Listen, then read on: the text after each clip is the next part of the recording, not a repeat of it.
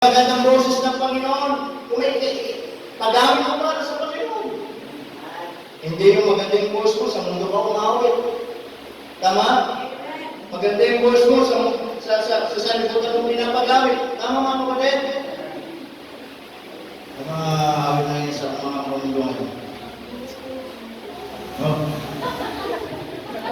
Puso ko daw ano. Tama? Kung what is the point mga kapatid?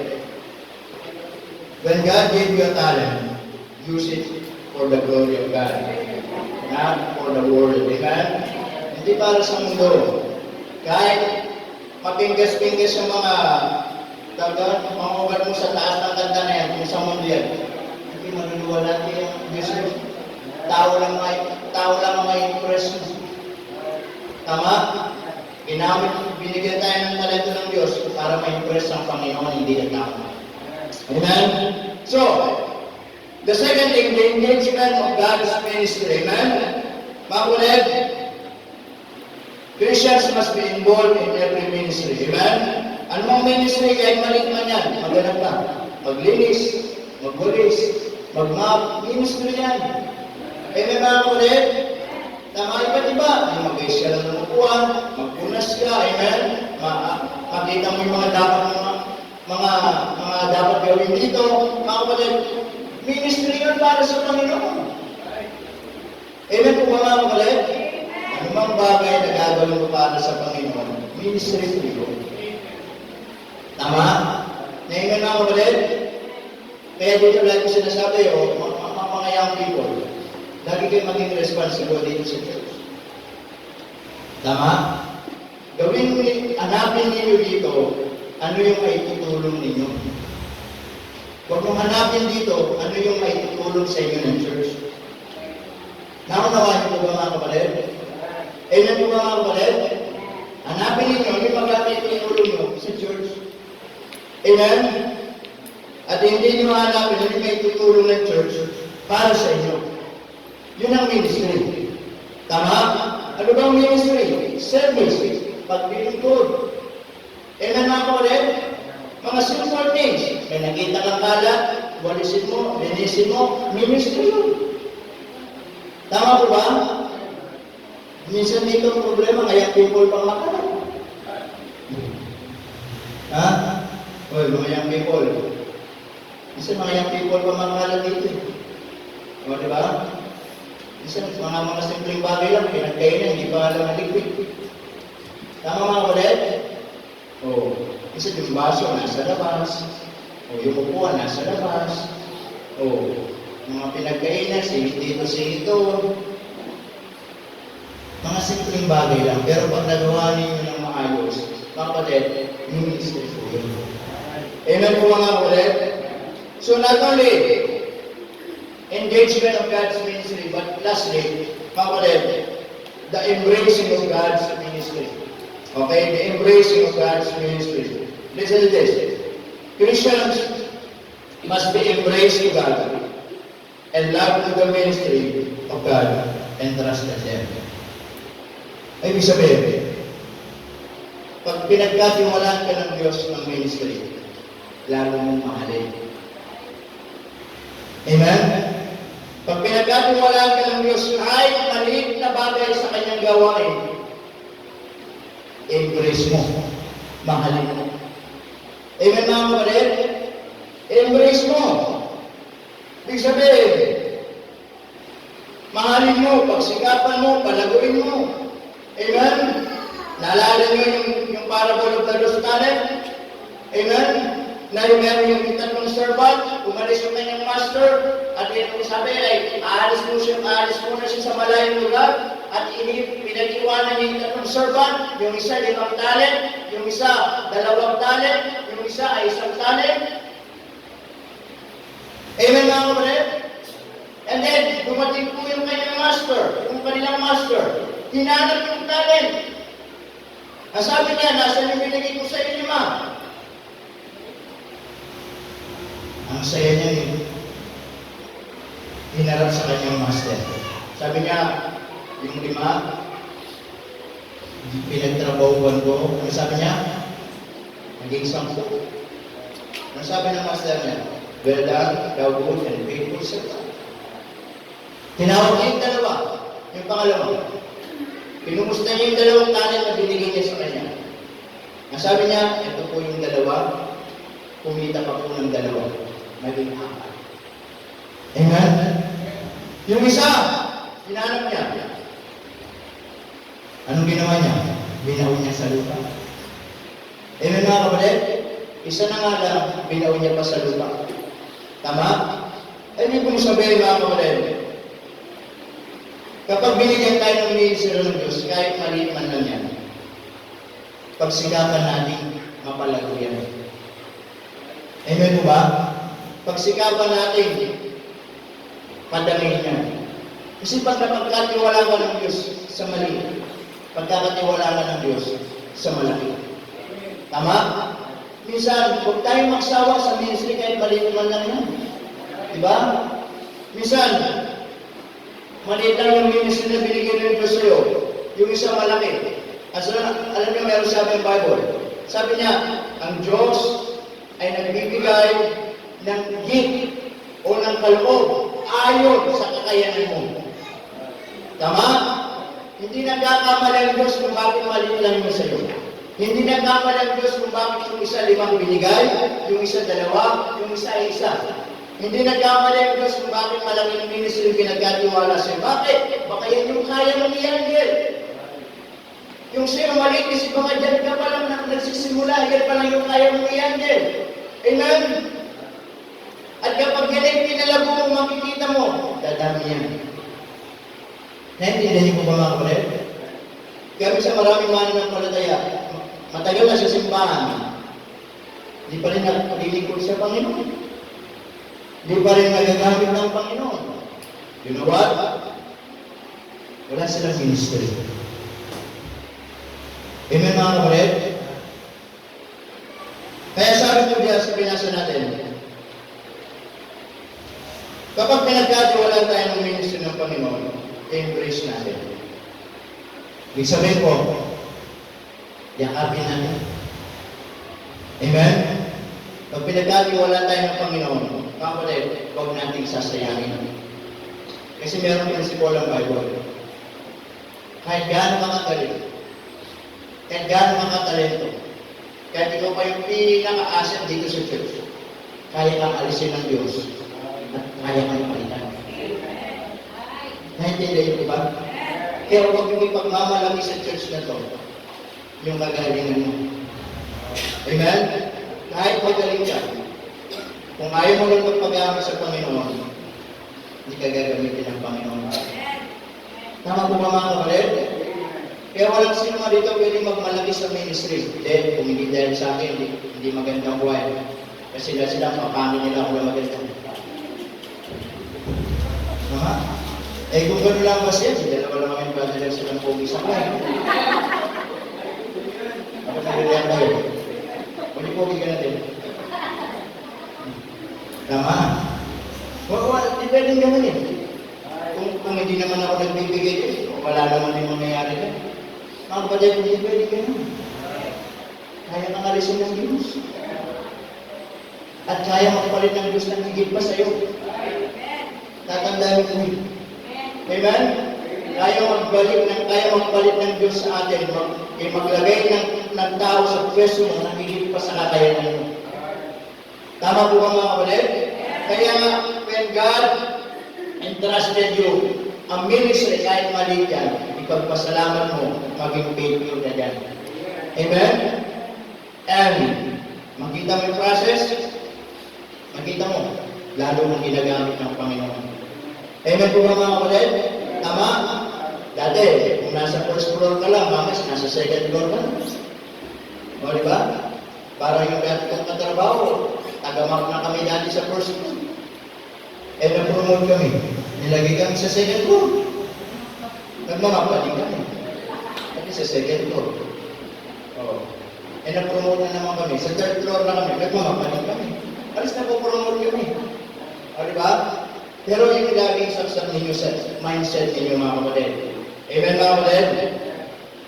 Ng ministry, patungo nito sa Panginoon. Hindi ito patungkol sa personal business natin. Kailanman hindi ako nagturo dito at nag-present ng item sa inyo o basura sa inyo para kumita. Tama mga kapatid? Gusto ba ng basura? Pero kumuha nga ito. Tama? Walang personal business dito sa church mga kapatid. Isa lang ang business natin dito, ipangaral ang Panginoong Jesucristo. Tama? Ipangaral ang Panginoong Jesucristo. Pangalawa, ang pinaka-ministry natin dito mga kapatid, hindi lang sa Panginoong Jesucristo, kundi mga kapatid, sa mga susunod na henerasyon. Yun lang yung sinasabi ko. Tama? Yan ang ministry. Ang ministry hindi ito natatapos sa atin. Ang ministry matatapos ito kung hindi man bumalik ang Panginoon o hanggang meron pa mga batang sinisilang dito sa church. Tama mga kapatid? Hindi natin ang pala, si Aaron na magpastor dito. Papastor Gabero. Nakakalimit talaga. Lagi talaga nagiling ni Aaron, ayaw talaga. Tama? Yan ang ministry natin. Pangalan ng Panginoon. Ano pa? Yung susunod na henerasyon, ihanda natin, i-prepare natin. Bakit? Tayo po dito, sabi nga, darating ang araw, tatanda lang din tayo dito sa church. Mawala tayo. Ang susunod sa atin, yung mga young people natin, yung mga juniors natin, yan ang iingatan natin. Tama? Kaya nga po, ang iglesia hindi nag-iisip sa mga susunod na henerasyon. Hindi sa Panginoon. Tama mga ulit? We're always considering the next generation. Tama? So yun po mga kapatid. And then, pag pinagkatiwalaan ka sa maliit, maging matapat ka dyan, pagkakatiwalaan ka ng Diyos sa maliit. Then, ano po makikita po natin sa ministry, huwag tayo magmalaki kahit gano'ng malaki yung, kahit gano'ng tayo kagaling, kung natin ipagmalaki sa Panginoon yan. Amen? Dahil ang Diyos, kaya kang alisin dyan at kung maglagay ng tao sa pwesto mo ng higit na mas magaling kaysa sa iyo. Tama ka ulit? Now, ano yung magiging mindset natin? Ito lang po mga kapatid. Magpasalamat tayo na tayo ginagamit ng Panginoon. Amen. E sino ka para gamitin ng Panginoon? Tama? Eh dati, isang mundo lang tayo ginagamit. Tama mga kapatid? Dati, sa bungero lang tayo. Tama? Sa bungero. Lahat ng mero, bumangero, babaero, diba? Sagulero, basagulero, ano pa? Dati, ilang buwan natin. Amen. Tapos nung binago ka ng Panginoon, yan ka na ngayon. Ngayon, kumawal ka na sa Panginoon. Diba? Ngayon, dati di ka naman nagsisimba ngayon. Nagsisimba ka. Dati di ka naman nagpupulo. Pag makapagdamit kayo, kala mo siga ka sa kanto. Nagbabaro ka. Di ba mga kapatid? Pinaisip yun. Amen? Sino tayo para gamitin ng Panginoon? Na hindi man tayo karapat-dapat. Tama? Pero, biyaya ng Diyos, nilagay tayo ng Diyos sa ministry ng Panginoon. Amen. Amen po mga kapatid? Amen. So yun yung maging mindset natin sa ministry. Amen? Number one, the enlightenment of God's ministry. Kailangan maunawaan po natin ang ministry. Ang ministry, hindi po ito pera-pera. Ang ministry, hindi po ito personal na trabaho dito sa church. Ang ministry, hindi patungkol sa Panginoong Jesucristo. Amen? Na ipangaral natin sa tao na si Kristo'y namatay na ilibing at nabuhay. Ipangaral natin sa tao na ang tao ay mapapahamak at pupunta sa impyerno at kailangan ng Panginoong Jesucristo. Na ipapangaral natin sa tao na wala nang ibang paraan ng kaligtasan maliban sa Panginoong Jesucristo. Kasi malinaw sa Bible, na sabi ng Bible, sabi ni Jesus, ako yung daan, katotohanan at ang buhay, at wala nang sino man ang paroroon sa Ama, kundi sa pamamagitan ko. Amen mga kapatid? Sabi doon, we will not preach ourselves, but Christ Jesus the Lord. Amen? So, maintindihan natin ang ministry. Amen? Young people, maintindihan mo yung ministry. Amen? Ako, panalangin ko, when God bless you, huwag niyong kakalimutan ng ministry. Amen na ulit, pag kayo nakapagtapos, nakapagtrabaho, nauwi ng Panginoon, makabigyan mo yun ng magandang buhay, makapag-abroad kayo, yumaman kayo, huwag niyong kakalimutan ng ministry ng Panginoon. Amen mga kapatid? Huwag niyong kakalimutan, alam mo yung pagpapalain ng Panginoon Diyos. Pero pag kayo ay naging makasarili sa inyong buhay, lalo kayong hindi pagpapalain ng Panginoon. Amen? The engagement of God's ministry. Magkaroon tayo ng part. It's better to have kahit small kaysa wala. Tama po ba mga kapatid? Matuto tayo magkaroon ng bahagi, ano man yung ministry dito natin sa church po natin. Then, the embracing of God's ministry. Pag pinagkatiwalaan ka ng Diyos, ng ministry, yakapin mo, ipagpasalamat mo. Amen? Tama mga kapatid, pahalagahan mo. Huwag mong sasayangin. Huwag kang magmamalaki. Tama mga kapatid, dahil ang Diyos kaya magpalit ng tao para sa iyo. Tama? Ibig sabihin, wala tayong may pagmamalaki sa Panginoon. Blessing lang na ikaw ay ginagamit ng Panginoon. Tama mga kapatid? Blessing lang na ikaw ay ginagamit ng Panginoon sa kanyang ministry. Amen po ba? Tama? Kaya po ipagpasalamat natin sa Panginoon yan. So yun yung magiging ministry mindset po natin. Amen? Ministry, it's all about God. Tama? Tayo ngayon, kasangkapan lang ng Panginoon. Tama? Ang tanong ngayong umaga, kasangkapan ka na ba ng Panginoon? Amen? Ikaw ba ay may bahagi sa gawain ng Panginoon? Ikaw ba ay may part sa ministry ng Panginoon? Amen? Huwag mong isipin maliit lang yan. Sabi nga, there is no comparison. Amen? And there is no competition. Kung sa kanya malaki, sa iyo maliit, hindi nagkamali ang Diyos. Amen mga kapatid? Yung maliit na yan, maging matapat ka dyan, pagpapalain ng Panginoon yan. Tama po ba? Kaya ngayong umaga, as we pray and as we close, may bahagi ka na ba sa gawain po ng Panginoon? Amen? Sana kung wala pa, karoon ka ng bahagi. Magkaroon ka ng bahagi upang maintindihan mo ang ministry. Dahil kung lahat ay tumayo, tayo manalangin. Let's pray. Dakilang Diyos, salamat po ng marami sa oras po nito. Salamat po, Panginoon, sa inyo pong biyaya at pagpatingan sa buhay po namin. Salamat po, dakilang Diyos, sa inyo pong patuloy na paalala po sa amin patungkol po sa ministry, Panginoon, anong magiging mindset po namin. Na minsan, marami mga Kristyano, hindi naintindihan ang ministry. Kaya minsan, umaalis, hindi nagpapatuloy, hindi naglilingkod. Pero kung maunawaan namin ang ministry, Panginoon, lalo kami mag-i-involve, lalo kami maging magpapagamit sa iyo, Panginoon. Dahil sino ba kami para gamitin po ninyo? Kami lamang ay mga tao, makasalanan, ang buhay namin ay pariwara. Pero minsan isang araw, naligtas po kami. Ngayon, dinala niyo kami sa ministry para maglingkod, magpagamit. At nagpapasalamat kami, Panginoon, na ginagamit mo po kami. Kaya ngayong umaga, habang ating mga ulo, nakatungo, mga mata ay nakapikit. Kumusta ang ministry mo sa Panginoon? How is your ministry? How is your commitment to God? Baka minsan, madali ka na magsawa. Baka madali ka umayaw kasi ikaw lang may gusto. Baka kasi dahil iniisip mo na dahil sa'yo, you know what? Yes, magsasawa ka pag ganun ang mindset mo.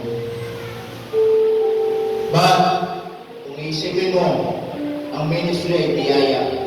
Ang ministry ay blessing. Ang ministry ay privilege na ikaw ay gagamitin ng Panginoon. Kumusta ang ministry? Ikaw na gusto magpagamit sa Diyos, ngunit hindi mo naunawaan.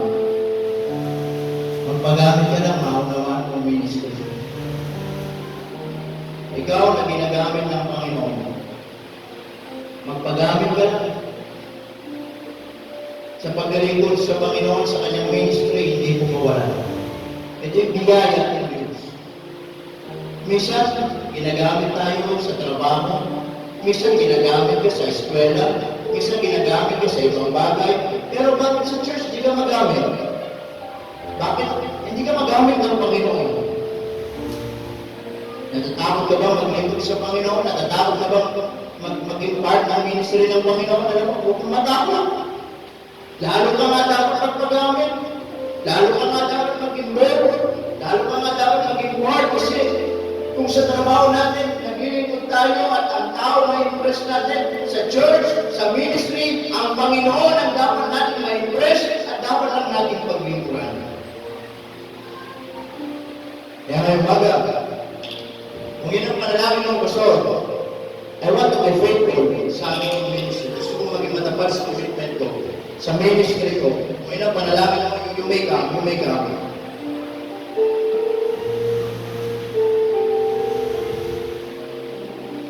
Gusto ko magkaroon ng part, gusto ko mag-involve, gusto ko gamitin po ninyo, Panginoon, sa ministry. Panginoon, kahit sa maliit lang, Panginoon, gamitin niyo po ako. Kahit hindi na sa malaki sa Panginoon, kahit maliit na bagay lang niyo po ako gamitin niyo po ako, Panginoon. Kung yun ang panalangin mo, Panginoon, gamitin niyo po ang aking trabaho sa ministry. Kung yun ang prayer mo, praise the Lord. Panginoon, gamitin niyo po ang aking pinagkakitaan sa ministry. Panginoon, gamitin niyo po yung aking kalakasan sa ministry. Panginoon, gamitin niyo po yung aking wisdom sa ministry. Panginoon, gamitin niyo po yung aking talent sa ministry. Panginoon, gamitin niyo po, Panginoon Diyos, kung ano yung kakayahan ko sa ministry. Kahit maliit man yan, Panginoon, gamitin niyo po, Panginoon. Ayaw ko, Panginoon, na ako'y nabubuhay sa mundo nito. Eh, hindi ako nakakapag-involve sa ministry. Kaya, Panginoon, gamitin niyo po ang aming mga buhay, Panginoon. Ikaw na hindi pa nakakakilala sa Panginoon. Sabi ng Bible, ang buhay ay katulad lamang ng isang singawang na mamaya pwedeng mawala. At kung sakaling mawin ka ng buhay, hindi mo nagtitiyak ang kaligtasan, sabi ng Bible, meron impyerno ang katotoong buhay. Pero gusto ko malaman mo, ang ating dakilang Diyos ay sinubo niya ang kanyang bugtong na anak na si Jesu Cristo ay namatay sa krus ng Kalbaryo, napayubay ang kanyang katawan, dumanan ang kanyang dugo para sa iyo kasi mahal ka niya. Ang gusto ng Diyos na gawin mo, gawin mo makasalanan ka na hindi mo kaya iligtas ang sarili mo. Sumampalataya ka sa kanyang bugtong na anak sa pamamagitan ng pagtanggap sa kanya bilang Panginoon at sarili mong tagapagligtas. Pinangako ng Diyos, ika'y may buhay na walang hanggan. Ikaw, kumusta? Ikaw ba ay naglilingkod sa Panginoon? Ikaw ay nagpapagamit pa ba sa Panginoon? Huwag kang magsawa. Huwag kang huminto. Yes, sa ministry may pagod, may hirap, may sakripisyo, may pagpapagal, may pagtamis, pero katulad ng ating mga inawit, maging matapat ka lang, maging magtiwala ka lang, sapagkat lahat naman ang ginagawa natin ay para sa Panginoon at hindi mawawalan ng kabuluhan. Buhay ang Diyos na ating pinaglilingkuran. Hindi sayang ang pag-alay ng buhay sa Kanya. Hindi sayang ang pag-awit mo sa Kanya.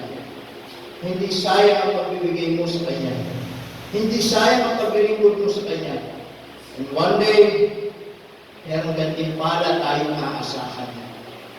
Salamat po na meron tayong reward na pwede natin makamtan balang. O dakilang Diyos, maraming po salamat for reminding us. Salamat po sa mga paalala niyo sa aming Panginoon. Salamat po dahil napakabuti po ninyo. Patawarin niyo po kami, Panginoon, sa mga pagkukulang namin na madalas hindi kami nakakapaglingkod ng tama't maayos sa iyo, Panginoon. Pero nawa, ngayong umagang ito ay naunawaan po namin na kami po ay lalo maglingkod, magpagawin, maging tapat. Kahit sa maliit na bagay, Panginoon, na pinagkatiwala niyo po sa amin, magtapat kami, Panginoon, maglingkod kami, Panginoon, dahil po namin ay pagpapalain niyo po kami. Maraming salamat po sa bawat isa, mag-isa mga nagsilapo sa daon na. Sa pangalan na Jesus, kami ito lumadalangin. Amen and amen. Preserve natin kasi.